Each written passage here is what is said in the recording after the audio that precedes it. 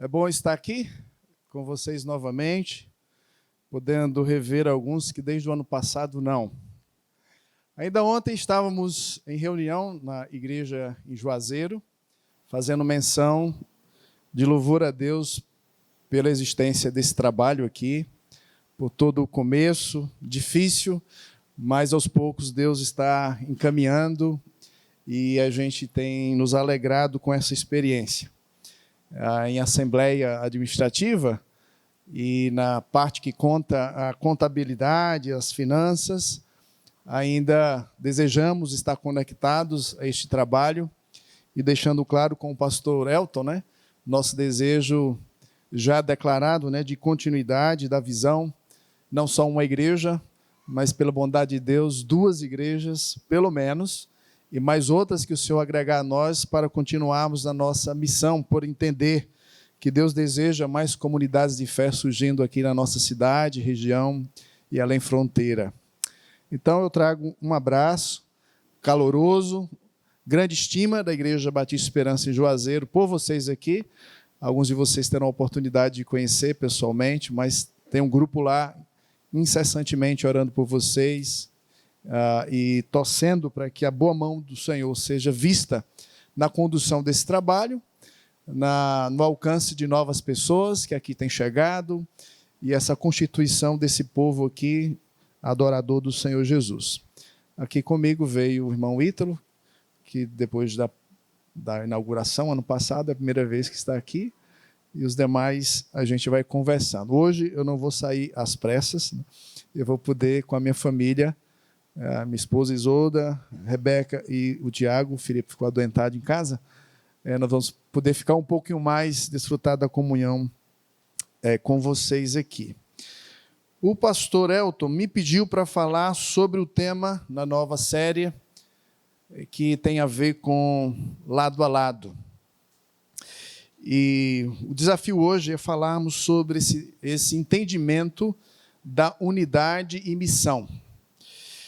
E eu quero, inicialmente, lançar a mão de uma pesquisa. A Martin Schaefer liderou um time de pesquisadores e eles conseguiram, na pesquisa de larga escala, estudar sobre a racionalidade e emoção na linguagem. E eles, então, levantaram um estudo a partir do ano 1850 até 2019.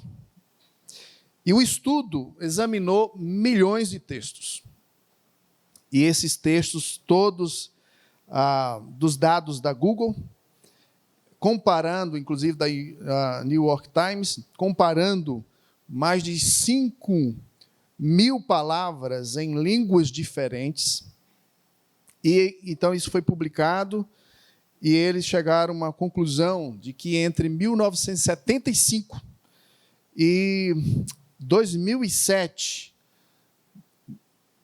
exatamente, 1975 e 2007, eles dizem que houve uma virada no uso da linguagem e a ênfase no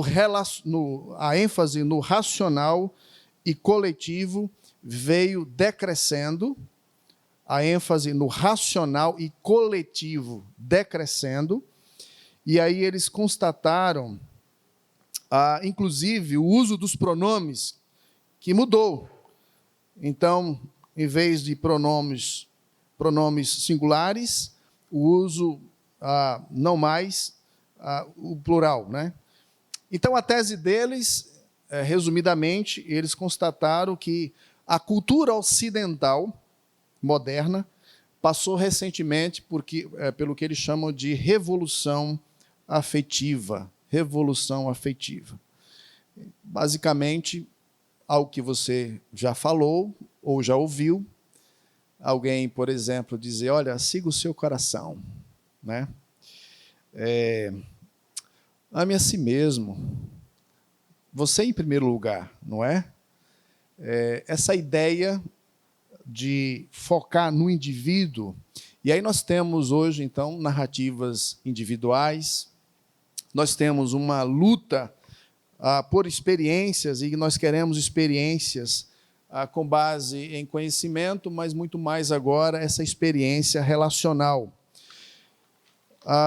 Um outro pastor, teólogo, Guilherme Carvalho, ele comentando sobre essa revolução efetiva, essa ênfase agora não mais no coletivo, mas no individual, numa linguagem não mais racional, mas emocional, ele diz assim: ao mesmo tempo em que as emoções tomam a dianteira na imaginação moral, educacional, econômico e político, uma crise sem precedentes de saúde mental se desenha em escala global. Ele está desenhando, né, fazendo uma leitura, né, de um possível resultado de onde nós já estamos colhendo estes frutos. O grande desafio agora, meus irmãos, em meio à tecnologia, é lidar com essa geração fragmentada, é lidar com a tecnologia, com os contatos sociais, bem superficiais, líquidos, indiretos, né? E aí nós temos alguns pedaços nessas relações sociais, pluralismo religioso, relativismo moral. Em resumo, muitos inimigos da coletividade. Isso afeta a igreja. Isso afeta a missão de Deus por meio de sua igreja. Quando temos dificuldade de andar com outros, quando temos dificuldade de pensar junto com outros, quando o meu emocional e o meu individualismo sobrepõem aquilo que é coletivo e aquilo que é racional ou base da nossa fé, certamente encontraremos grandes problemas. Então eu quero pensar um pouquinho sobre o desafio da unidade, mas talvez gastar um pouquinho mais tempo pensando na missão mesmo, na palavra missão, no conceito da missão, e por meio disso trazer uma experiência, um estudo de um caso, talvez de um caso já conhecido de vocês, e nós vamos tirar alguns princípios baseado no evangelista Mateus, capítulo 9, que você já pode chegar lá no texto, já nós vamos estar lendo e eu vou estar apresentando o modelo de Jesus, Jesus como modelo para nós. Nós vamos estar percebendo essa missionalidade de Jesus. Como é que Jesus desenvolve a missão que o Pai lhe outorgou? Como é que Jesus ele mantém seus compromissos? Como é que ele vive esse princípio da unidade, de andar com outros, de chamar outros para estar perto dele? Como é que isso se processa? Como é que ele olha as multidões? Qual é a sua proposta para essas multidões? Então vamos tentar elencar aqui algumas marcas desta missionalidade de Jesus e vamos aplicar para a nossa própria experiência. Meus queridos irmãos, um dos grandes desafios, maiores desafios da atualidade é viver uma fé sólida no mundo líquido, no mundo que está derretendo. Os filósofos da atualidade estão dizendo que isso aqui, tudo que é tradicional, o tradicional é pesado, tem que derreter, tem que lançar fora aquilo que sempre foi feito. A gente pode fazer diferente, a gente não precisa estar cativo a tudo isso. Então nós vivemos essa modernidade líquida, alguns devem já ter lido o livro dele, esse livro, né? Essa análise da cultura, onde tudo que é sólido se desmancha no ar. Então, vamos pensar sobre o desafio de viver a igreja, viver a unidade da igreja no cumprimento da sua ou da missão. O texto que está aí diante de nós, Mateus 9, tem seu paralelo também descrito por Lucas no capítulo 9, e é interessante que esses textos, onde Jesus menciona a necessidade da missão acontecer e a prática missional de Jesus, antecede o envio. Nesse caso aqui, em Mateus 9, o capítulo 10, nós temos o envio dos 12. No caso de Lucas, capítulo 10, nós temos o envio dos 70. Mas o texto que antecede nessas duas passagens, narra a prática de Jesus. Como Jesus, então, ele define a missão, como ele vive essa missão na sua lida com outros. Vejamos, então, a partir do texto conhecido, mas vamos extrair mais algumas verdades aqui, verso 35 a 38. Diz a palavra de Deus: E percorria Jesus todas as cidades e povoados, ensinando nas sinagogas, pregando o evangelho do reino, curando toda a sorte de doenças e enfermidades. Vendo ele as multidões, compadeceu-se delas, porque estavam aflitas, exaustas, como ovelhas que não têm pastor.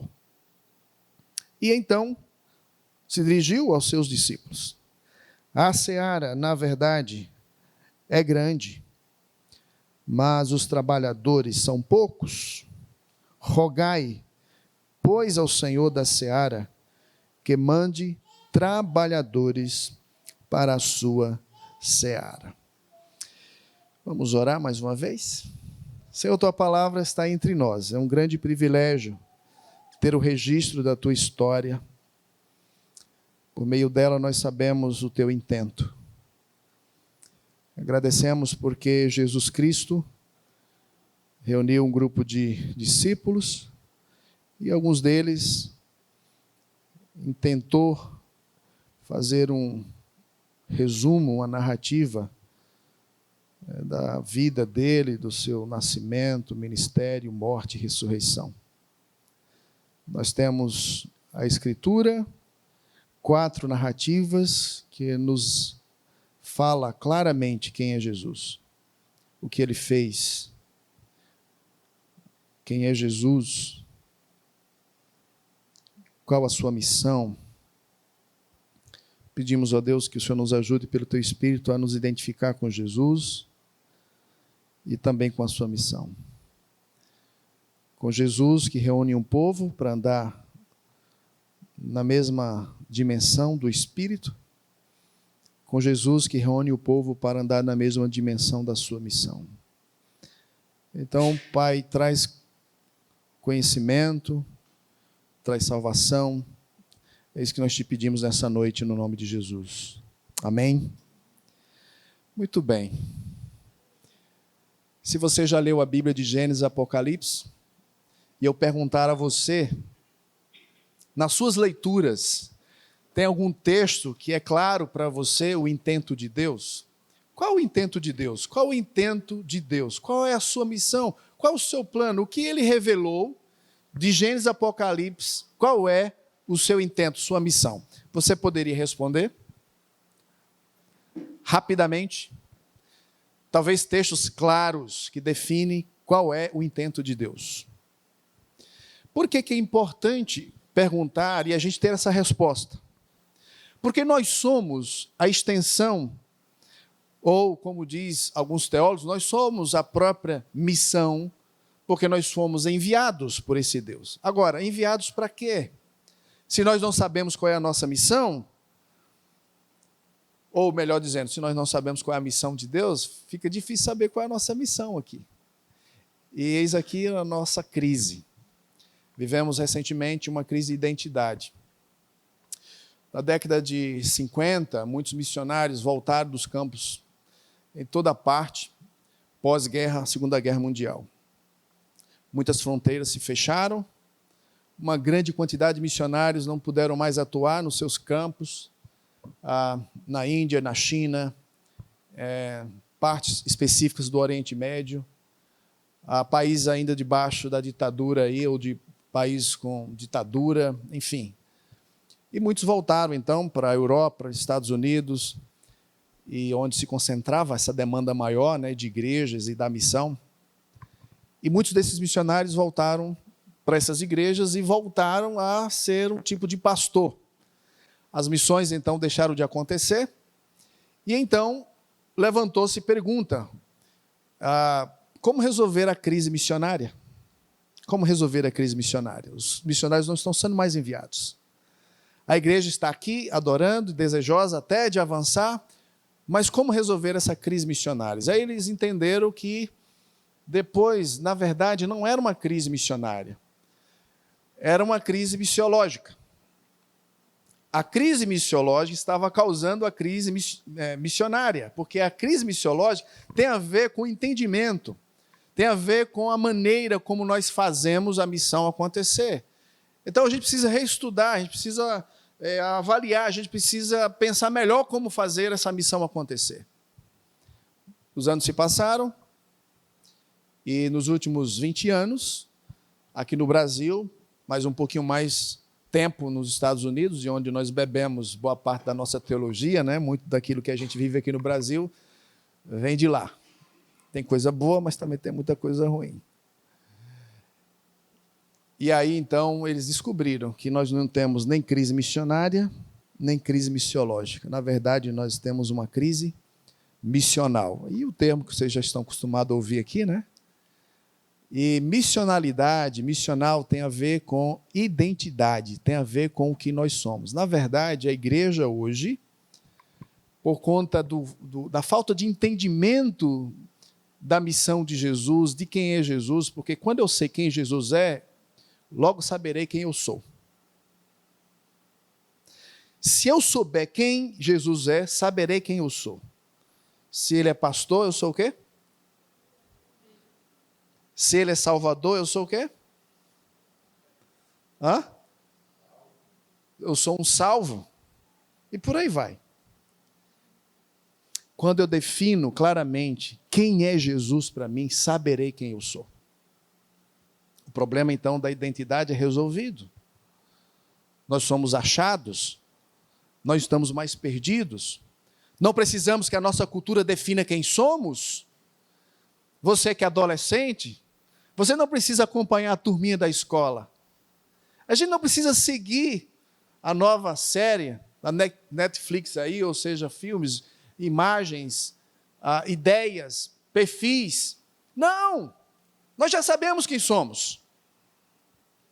Jesus diz quem nós somos. Jesus também define para nós a sua missão, e conhecendo a missão de Jesus, saberemos também qual é a nossa missão. Se eu sei qual é a missão de Jesus, deve então, todos nós sabemos qual a nossa missão. Então, muitos discípulos de Jesus têm dificuldade de viver a unidade lado a lado, porque perdeu-se a sua identidade, não sabe por que está aqui, não sabe qual é a sua missão.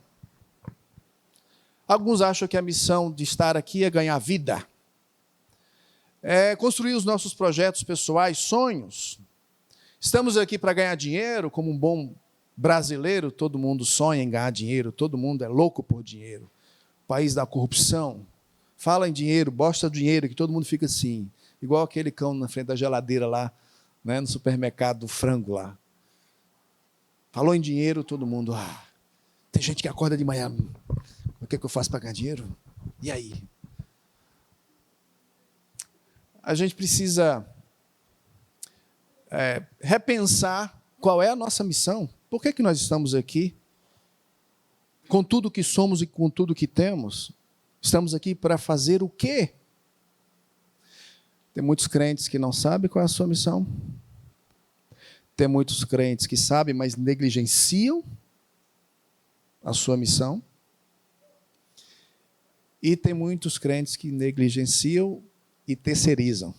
Faça você. Os outros façam. Os outros façam. Eu não.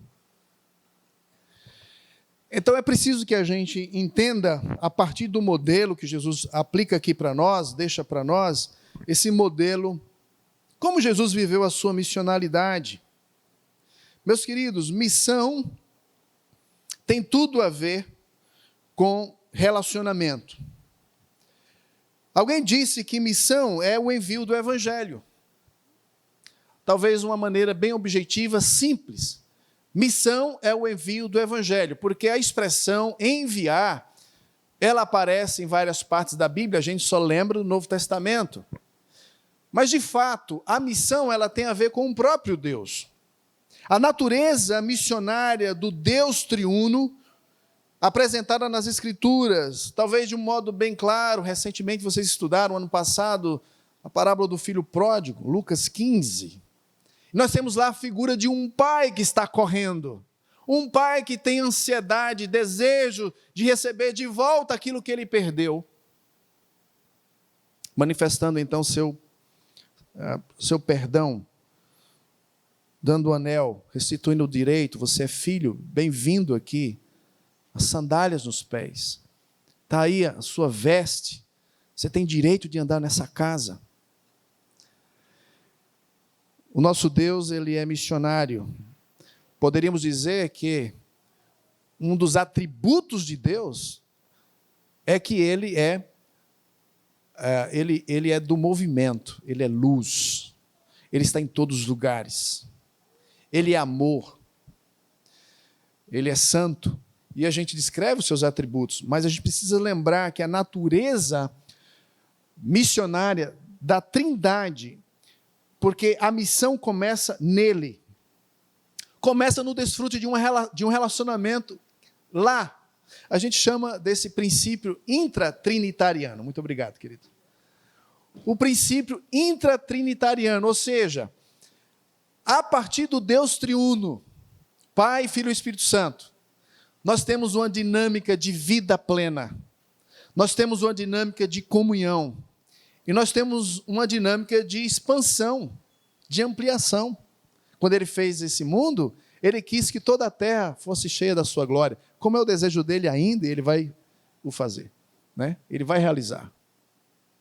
Então, a partir desse movimento da Trindade, nós temos a teologia, que é fruto da Escritura, ela serve essa missão, ela foi nos dada por causa dessa missão. A teologia está situada no contexto da missão de Deus. Então a gente aprende a ler a Bíblia da perspectiva do intento de Deus. E é interessante que o povo de Deus tem a sua ação visando comunhão, comunidade. Muito bem. Então a dimensão da missão de Deus tem a ver com a comunicação do Evangelho. Comunicação do Evangelho, meus irmãos, é nutrição. Comunicação do Evangelho é empoderamento para realizarmos a missão da igreja. A missão é o envio do Evangelho, e para a gente encontrar essa missão é preciso acontecer algo sobrenatural. Porque quem define a nossa missão não é nada daqui. Não são as políticas públicas, as necessidades da nossa cidade, não tem a ver com a educação. Quem define a nossa missão é o Evangelho. Portanto, todo aquele que crer no Evangelho, porque é o crer que define a nossa missão. O crer define a nossa missão. Deus diz quem eu sou. Eu sou filho amado dele, salvo, regenerado. Então, resumindo, todos nós, antes de conhecermos a Cristo, a Bíblia diz que nós éramos o quê? Antes de conhecermos a Cristo, a Bíblia diz que nós éramos o quê? Primeiro, ímpios. O que mais? A Bíblia nos chama de quê? Antes de conhecer a Cristo, nós éramos o quê? Mortos dos nossos delitos e pecados, ímpios, filhos da ira, inimigos de Deus, pecadores, filhos do diabo. Aí Jesus então olha para esses pecadores, Jesus faz desses pecadores seus discípulos. Jesus anda com esses homens. Ele aproveita então a sua caminhada e entre a multidão ele ensina a multidão, ele ensina esses discípulos, ele senta com os discípulos, ele gosta de comer com esses discípulos, ele vê tudo, porque os discípulos então passam a ter o privilégio de conhecer Jesus de perto. Então a revelação acontece, tanto dos discípulos, estão se revelando quem eles são para Jesus, e Jesus também se revela. Até o ponto de Jesus dizer, eu não vos chamo servos, mas eu vos chamo de amigos. De discípulos, eles agora entram no novo núcleo, no novo sistema, eles agora são chamados de amigos. Mas depois de amigos ainda tem um outro movimento. Esses amigos que estão unidos, juntos, comprometidos, eles são agora chamados para Atos 1:8.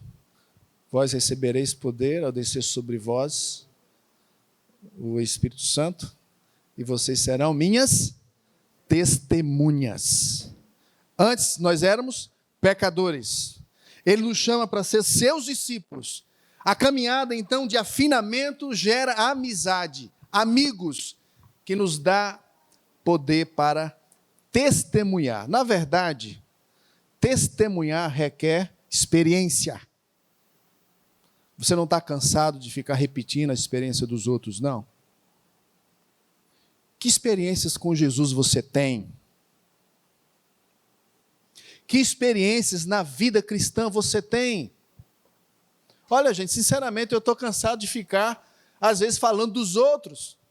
Em situações específicas que Deus quer nos conduzir a ter experiências tremendas com Deus, de obediência, de confiança e fé. Para mim testemunhar. Eu testemunho do que eu vejo, do que eu sinto, do que eu experimento.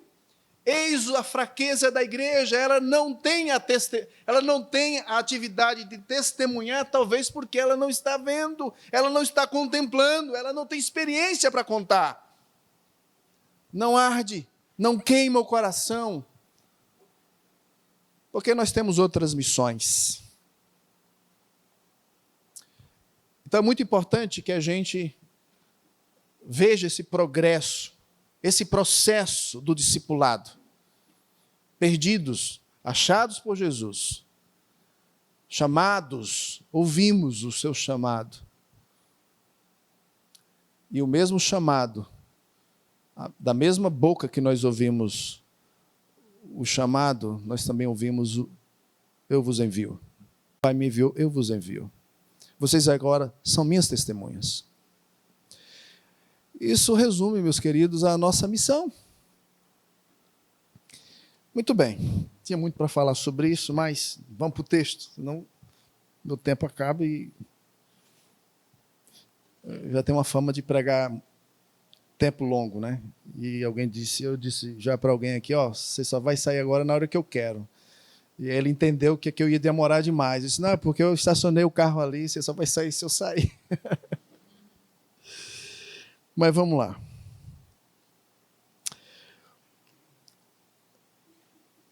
A prática missiológica de Jesus, que integra a sua unidade, esse princípio da unidade, do compartilhar da sua vida, desta comunhão com o Espírito, que ele mesmo entrega depois, que ele é assunto aos céus. A pergunta é, como Jesus manteve a direção do seu ministério enquanto ele esteve aqui? Como Jesus praticou essa missão lado a lado com seus discípulos? E aqui eu estou querendo mostrar a prática, tá? Esse texto que nós lemos aqui é a prática constante de Jesus.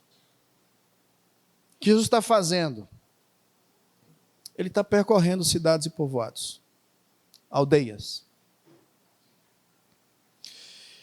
E enquanto ele faz isso, nós vamos encontrar essa declaração, né? Essa declaração clara da sua missão, que ele recebeu do Pai, de comunicar a boa notícia do reino. O evangelista Mateus, se você ler cuidadosamente, você vai encontrar pelo menos 36 ocorrências, textos do próprio Jesus, ressaltando, falando sobre o reino, as boas novas do reino. Então, nós vamos observar aqui um processo simples de como Jesus ele aplica a sua missão integrada em comunhão com os discípulos. Nós vamos observar 3 movimentos que ele faz. Ele faz um exame, ele faz um diagnóstico, ele aplica uma receita, ele faz um pedido. E vamos pensar um pouquinho sobre isso aqui, né? Sobre essa ideia. Primeiro, o versículo 35 fala dessa atividade constante de Jesus, a missão clara, estampada aí no final do verso 35, pregando o evangelho do reino. A ênfase de Mateus sempre. A sua missão é pregar o evangelho do reino. A missão de Deus é o envio do evangelho. Jesus aqui, tanto ele é o evangelho, como ele também é o anunciador do evangelho. Tanto ele é a boa notícia, como ele está proclamando a boa notícia. Alguns vão dizer, não, mas o texto também está dizendo que ele está curando toda sorte de doenças e enfermidades. Tem uma grande discussão sobre a missão de Jesus, e eu gostei muito do pastor José Bernardo, na ocasião da conferência Bússola. Ele fez uma observação que eu achei muito pertinente e me ajudou demais agora a lidar com essa tensão. Porque se a gente for lidar com o tema da missão, qual é a missão de Jesus e, portanto, qual é a missão da igreja, tem muita gente fazendo missão que não é missão. Nós tivemos várias experiências em Moçambique, muitas igrejas lá, muito trabalho de pastores, muita crente demais lá. Você fica assim, o que esses crentes estão fazendo aqui há tanto tempo? O embaixador brincou lá, tirou uma gracinha, né? Sei que tanto crente vai fazer lá no meu país. E a situação do país permanece a mesma, porque eles estão lá, e eu sei que isso mexe com a gente, né? Quando a gente mostra as fotos das crianças com fome, comendo areia. Se você for fazer uma atividade com um papel desse aqui, elas estão com tanta fome que elas querem comer isso aqui. A equipe que foi lá na primeira vez, em 2013, chegava todo... o Neto está aqui, né? Esteve também. Chegava chorando, arrebentado de ver tanta coisa horrível. E isso mexe com a gente. E a gente pode fazer projetos sociais, levantar dinheiro, a gente pode ir atrás de engajamento de pessoas com habilidade, psicólogos, enfim, a gente pode educar, a gente pode lançar mão de tudo. Mas, meus queridos, a grande missão que nós temos de Jesus, que ele praticou e que ele via tudo isso, mas ele estava comprometido em pregar o evangelho. A missão tem a ver com pregar, o envio do evangelho. Mas e essas questões de curar, de fazer o bem? Isso é uma questão de caráter. Porque Jesus é bom, ele é generoso. Porque Jesus é bom, quando ele vê o mal, ele responde se está no seu plano, ali na sua dimensão, porque às vezes ele deixou também uma casa abarrotada de gente querendo ser curado, ele diz, vamos ali, porque em outros lugares eu preciso pregar o evangelho. Então ele deixou pessoas sem cura, ele deixou muita gente, ele partiu e deixou o Império Romano, os judeus numa situação triste, debaixo então, né, do Império Romano. Mas Jesus, ele claramente veio para pregar o evangelho. Por quê, meus irmãos? Porque o evangelho é o único mecanismo, o evangelho é o único recurso que tem de nos livrar da ira de Deus. Somente o evangelho transforma o homem desse estado de perdido e agora convertido. Então as ações, por mais boas que a gente precisa fazer nessa vida, não converte o pecador. Os nossos recursos e dinheiros não convertem a situação do coração das crianças, das famílias, não converte. Não tem terapia, não tem psicologia, nada que você pensar resolve o problema do homem, condenado por Deus. Só o evangelho. A unidade do que nós queremos fazer, o que nós queremos fazer juntos, depende desse entendimento. Jesus pregava o evangelho. E é interessante, meus irmãos, que nessa dinâmica, ele olha para as multidões. Ele faz o seu exame. Ele vê as multidões. Versículo 36. Ele vê essas multidões, pelo menos alguém disse que 80% do ministério de Jesus, ele estava entre as multidões. Então ele faz discípulo de dentro das multidões. Ele ensina os seus discípulos no meio das multidões. A gente tem uma metodologia um pouco meio diferente, né?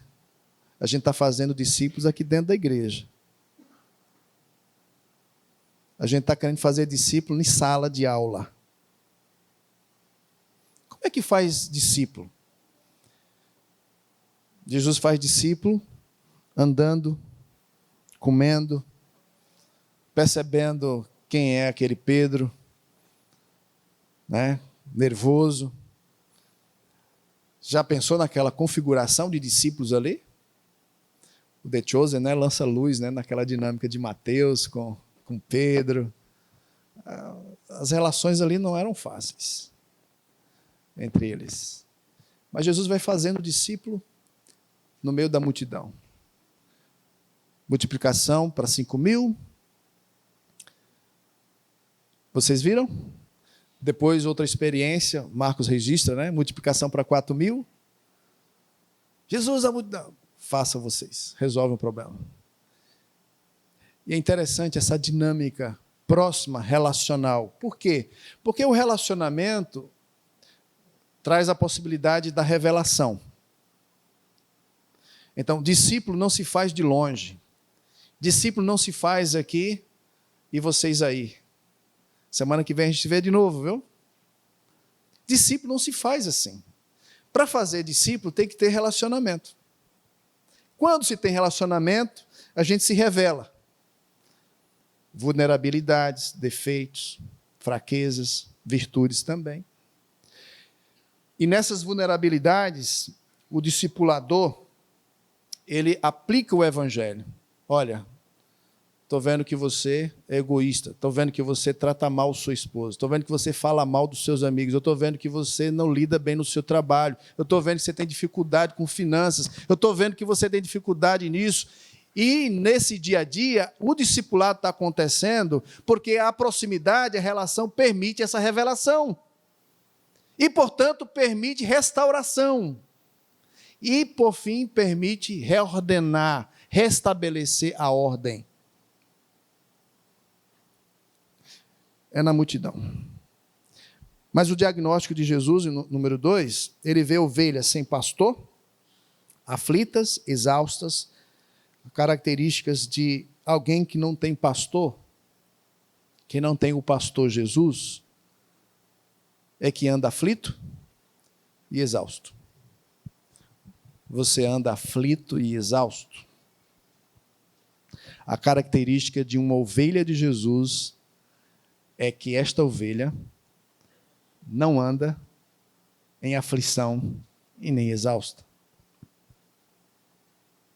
Ele olha para a multidão precisa de direção, de cuidado, precisa que alguém aplique o evangelho, exponha o evangelho, proclame o evangelho.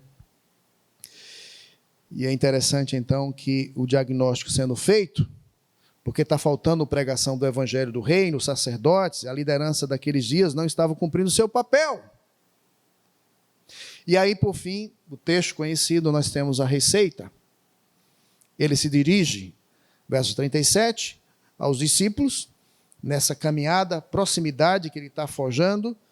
A seara, na verdade, é grande, os trabalhadores são poucos, rogai, pois, ao Senhor da seara que envie trabalhadores. Meus irmãos, aqui Jesus está deixando claro que a missão é transferível. Há uma necessidade de que os seus discípulos levantem outros discípulos. De que os discípulos de Jesus precisam produzir outros discípulos. Talvez aqui a afirmação de que o discípulo de Jesus faz outros discípulos. Ser discípulo de Jesus é fazer discípulo. E nós temos então Deus, pela pregação do evangelho, o próprio Jesus ali nos ensinando na sua prática missiológica, na sua prática missional, na sua prática de missionário. Ele está demonstrando que Deus quer reinar sobre as pessoas que estão desgovernadas, pessoas que estão exaustas, aflitas, perdidas. Ele quer governar sobre essas pessoas. O reino dele está aí sendo anunciado. E é pela pregação do evangelho que nós acessamos esse reino. Então ele diz, peçam, Isso requer um desejo. Isso requer que os discípulos de Jesus estejam pressionados com essa necessidade. Sabe? Quando você percebe uma necessidade, tem que ser feito algo. Então, é um tipo de oração que você está ali intensamente desejando. Esse peçam aqui, traduzido como desejo incessante. É algo que você vê a necessidade gritante. Então, é alguém que está diante de Deus, do Senhor da Seara, e diz, manda mais trabalhadores. Pedir envolve, então, esse desejo de alguém pressionado pela necessidade, ele suplica. Suplicar a quem? Ao dono da seara. Essa semana eu disse que algumas necessidades do campo não falarei mais a pessoas. E esse texto me ensinou a quem nós devemos falar as necessidades do campo dele. É para pedir a quem? Vocês já leram alguma coisa de George Miller? Diz que ele nunca pediu nada a ninguém. Abençoou muitos orfanatos, mais de 10 orfanatos. Abençoou milhares de crianças. E nunca pediu recurso a ninguém, porque ele pedia a Deus. E o texto nos ensina isso. Devemos pedir a Deus, pedir a Ele. Mas há algo interessante. O que vamos pedir a Ele? O que não vamos pedir a Ele? A palavra que aparece aí na sequência é o quê? Trabalhador. Mas está difícil esse negócio, não está não? Aqui no Brasil todo mundo está dizendo, não, é essa Bolsa Família aí. Você procura um cidadão para dar um dia de trabalho em qualquer lugar hoje, está difícil. Está difícil o trabalhador. Todo mundo quer emprego, né? O pessoal brinca, né? O pessoal quer emprego, mas trabalhar não. Eu acho que isso está afetando também a igreja, viu? É interessante que Jesus está dizendo que é para pedir trabalhador. A ideia é que a colheita está pronta. A multidão está aflita, exausta. Está precisando que alguém proclame o evangelho. A necessidade de trabalhadores. Nós precisamos de trabalhadores, de trabalhador mesmo. Ah, pastor, mas a correria é grande. Essa semana, tentando ajeitar as coisas lá pela igreja, eu tive que escrever um texto para um dos ministérios. E a frase foi, entre elas, foi a seguinte, olha, Deus nunca usa ninguém desocupado. Todas as pessoas altamente produtivas do reino de Deus são altamente ocupadas.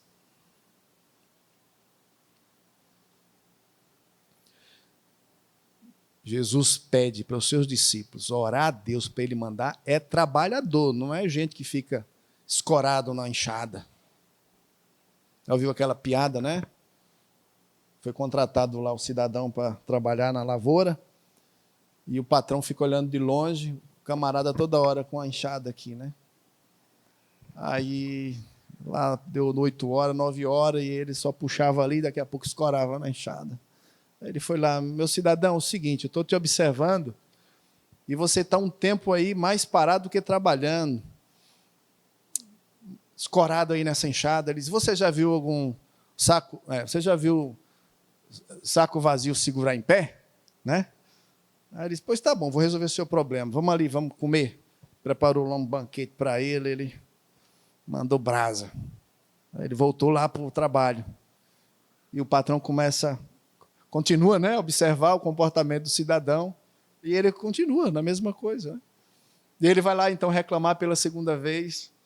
Ele diz, agora você já viu o saco cheio se dobrar? Né? Então, não tinha jeito. O cara não queria trabalhar, então, nem cheio nem vazio.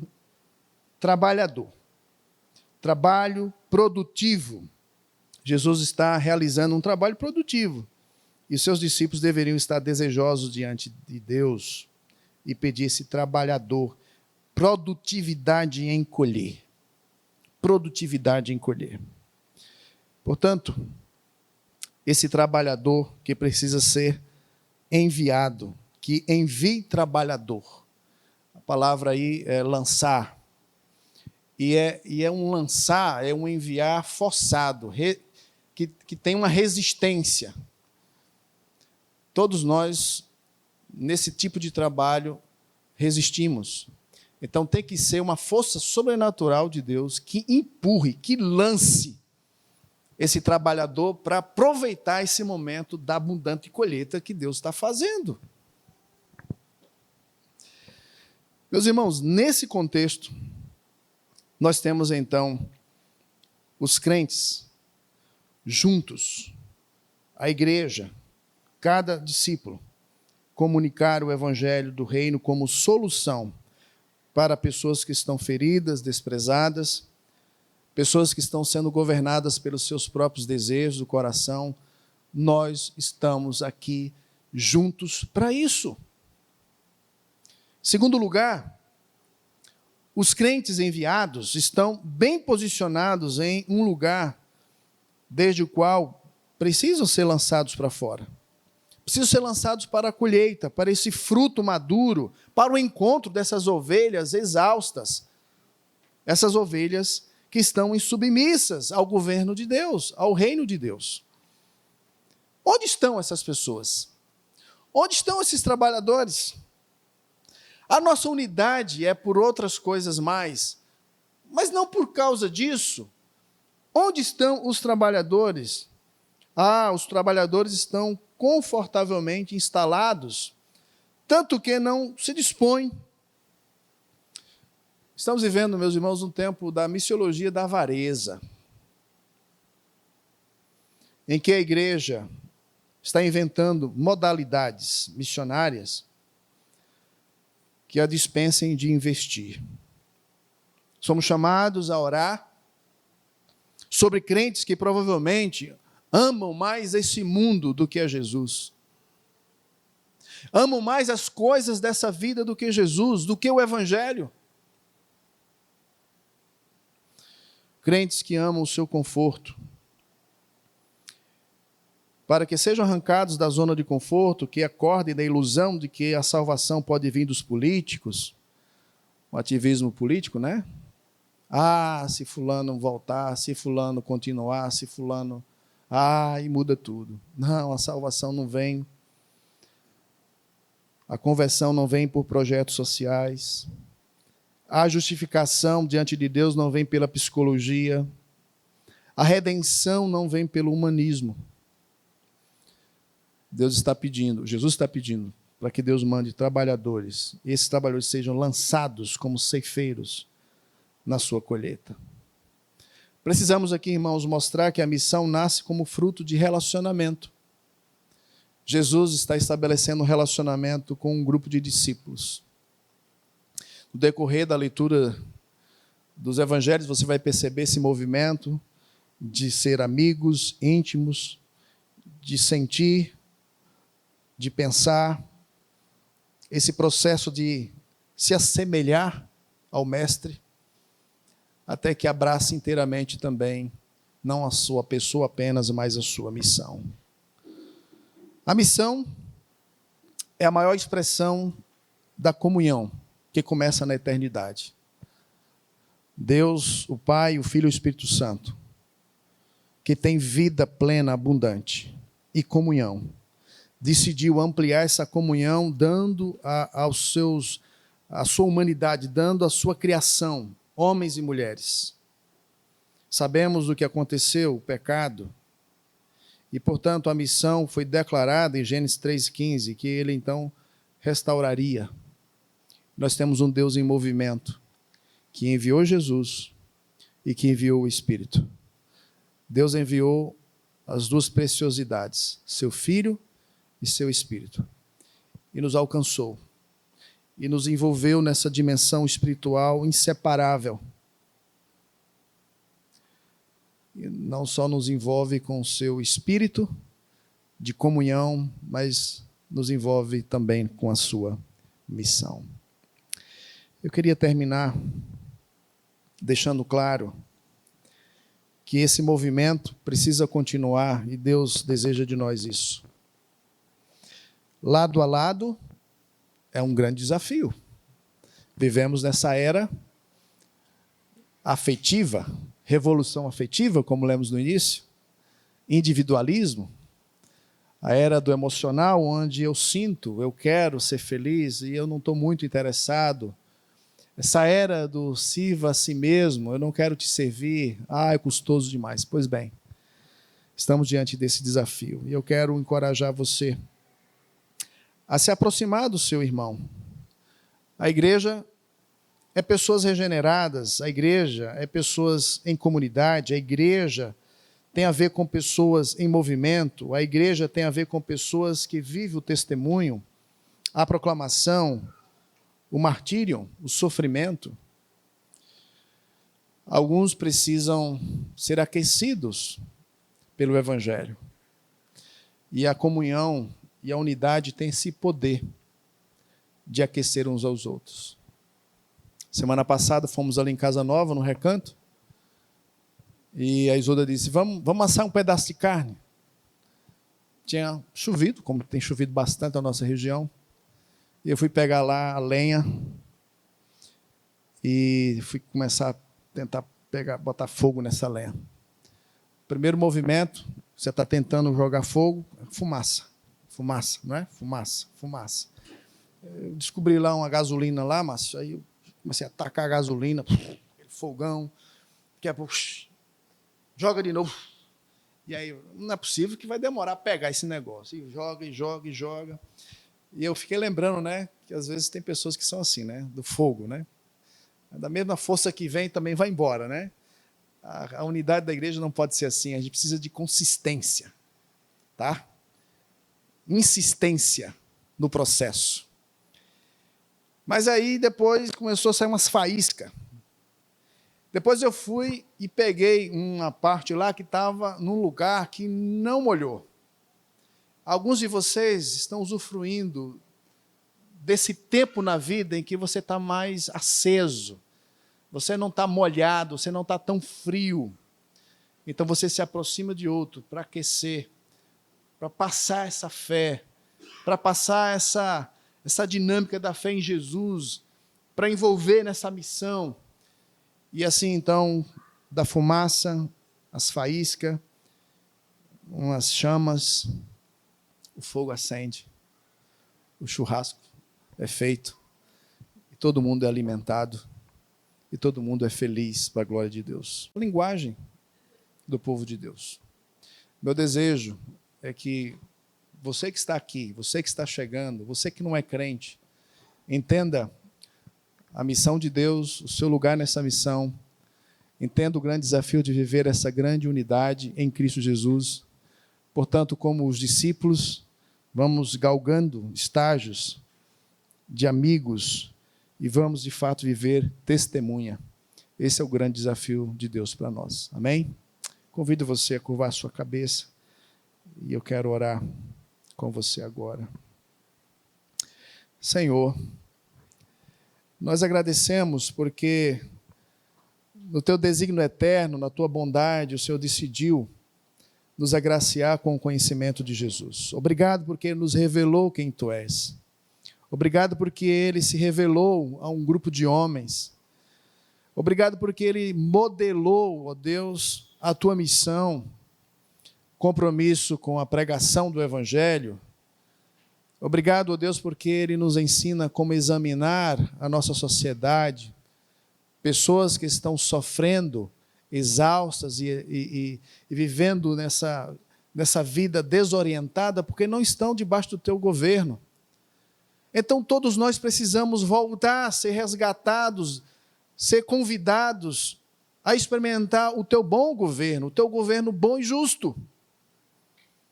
Obrigado, ó Deus, porque Jesus veio pregar o evangelho do reino.